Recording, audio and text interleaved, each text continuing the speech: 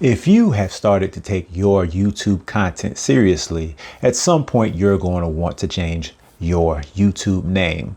If I had to guess, when you first got your first channel, you probably got in some random name with some letters behind it, probably being like a birthday or something else significant like that. Let me know how close I am in the comment sections or if I got it spot on. But regardless, right now, you're looking to go ahead and change your channel name, possibly your handle as well. Well, you can do both on either your PC or you can do it from your phone. I'm going to go ahead and show you how you can do it on your phone first and then PC next. From your phone, what you need to do is download YouTube Studio if you have not got it on your phone already. From here, you want to go ahead and sign in and go to the top right where your profile picture is.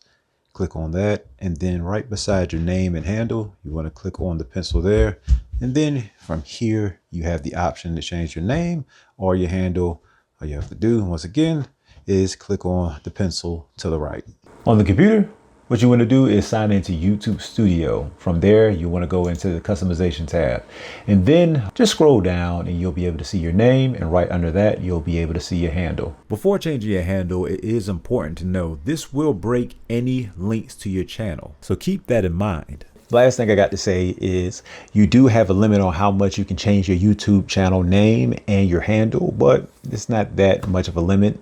At this point in time, you can change your handle once every 14 days and you can change your name twice every 14 days.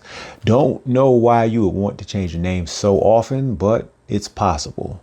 So with that being said, that's all I got for this video. Hopefully you found it useful. If you did, why don't you go ahead, leave a like so other people know that this was worth watching, and consider subscribing, especially if you are in need of more how-tos and other tutorials and other information on YouTube. Just like this one information, just like this one video I got up here that talks about what you can and cannot say as far as YouTube and monetization. So if that interests you, then I suggest you check it out.